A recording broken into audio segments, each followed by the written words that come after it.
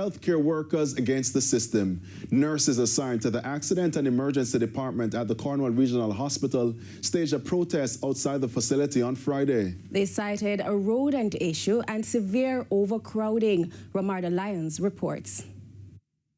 Nobody ain't supposed to live like that. I don't care what anybody wants to say. Sit down on chair from yesterday, right? And they still want me to stay back. I gotta sign myself out. A visibly frustrated patient who ran out of patience at Cornwall Regional Hospital Friday morning. The St. Vincent National said the treatment was below par. I can't live like that. I'm a human being and not a dog. In the background, similar frustrated cries. Healthcare workers ratting out their management over its handling of a rodent situation. A sign pointing to the emergency area, but the real emergency was on the outside. Enough is enough! Enough is enough!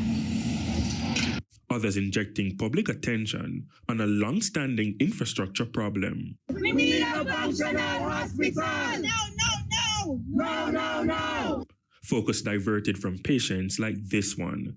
Lines of workers, as long as those in the hospital, of patients waiting for beds. This is the scene inside.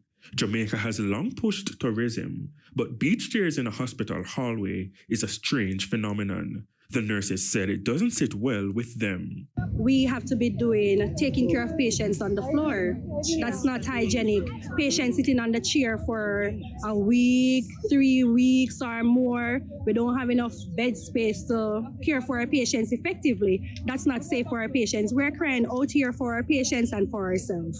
Of course, don't have enough staff to manage all of these patients. Sometimes you have one nurse to 50 people, 30 people. Makes no sense. The nurses are very distraught. Their health is at risk. The patients are also at risk, and we cannot take it anymore. There are currently over 100 patients in the area, and it's supposed to house maybe about 35. In excess of over 65 patients, and on Thursday alone, 88 patients waited in the A&E for beds. And my nurses have 2 code patients that is provide resuscitative care on the floor. That is inhumane. And at this time, the nurses just cannot take anymore. We even have some rodent infestation. They have communicated before, and we still haven't gotten a response. The hospital's management called a meeting about 10 a.m. with the displeased nurses. Following the media, Dr. Delroy Frey, clinical coordinator for the Western Regional Health Authority, blamed Hurricane Melissa. Our facility was damaged, and we are now running 156 beds. You can see right away that our bed capacity has been reduced by, over 50%. This has been a challenge for us. He added, a lot have been done, but things require time in order to fix it. Regarding bed capacity, within 1 week to 2 weeks, we should be able to get that because administration is moving aggressively to have the area reestablished. We're going to get what's called, a dome that can house somewhere between 100 to 150 beds. CEO Charmaine Williams-Beckford says the rodent issue is being worked on as well.